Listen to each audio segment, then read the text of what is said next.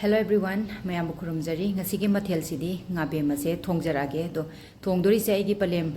sakpi inempok na thongjaraka doine ko do magi makut se yamna hai bai tare lekai se da kogi thangjam sabitri haraga khangnai yebo ado magi mathel se kogi magi mathel se mayam da khudol tamjarake do aidi ayam na thongba thakpa se yum da thoglakpada di thongba thakpa se kya thongdreba ko do nambagi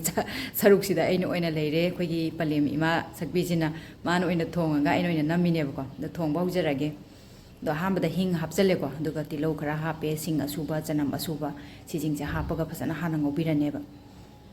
ado basic masala ko gi hapi jing jini ko ado ngakta ngorba matung da jira powder hapirani jira asuba do yam kana toy de bida jira se kupni yam kupna su de ba do magi khuthong je khoi mai khuthong je yam mayam go sum unique oib da ina mayam da share tawning da ina tawjarak pani ko ado maming de phasana leibane khoi ne box se ado mor atek pa je hapsale ngakta ngobirani manam nuksibane si morote ko smaina ngawraga thongba se ko nga macha se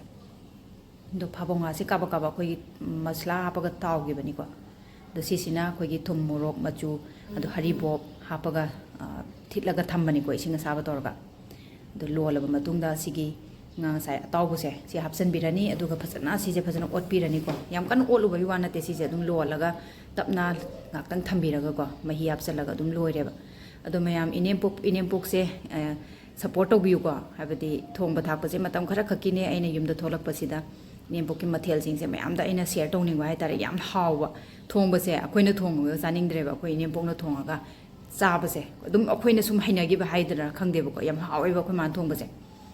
ado ain haine mayam da ima mayam dam tang share tawbi tawje na nga thongba se akoina thongba se di chaba yadre ko ado smai tawdana loisale injang se mathel se do patigom hapsan birani duga masala kitang hapsan birani ado yamna machu masala ke yam sijina deba dum hawi kamai thongi no khangdeba dum yam aina ngasi je share tawjara ise sumaina dum thonge ado hawsam hawi ado support tawbiramo subscribe tawsan biramo nongna thengna bi ba yawragadi duga like sum mamtang tawbiramo sumaina support tawbibo oina ko ado mathangda anobo mathelamu mayam da share tawbangam poijage do mayam di thonge ko do chakluk se semjare nga thongba leijare iromba leijare kango amasung awe do sumaina mathel se sumain semjare ko do yamdi hawe do iromba sing su aina ne sort matek yam sangna namba ngamdraga su yumda tholokpa sidadi edit tawbase dum khara di wai ba ko do duna aina sumaina matek thagat jarake tawbane ironba gi mathel si su yam hawe mayam ai dum imagi khogi inempokki uti ke mayam se ai dum mayam da details mayam hapaga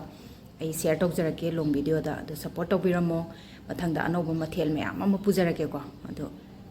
mayam ngasi gi di sigi chakluk sina mayam pembi na ba mayam dagi yathani jari ngasi gi di bye bye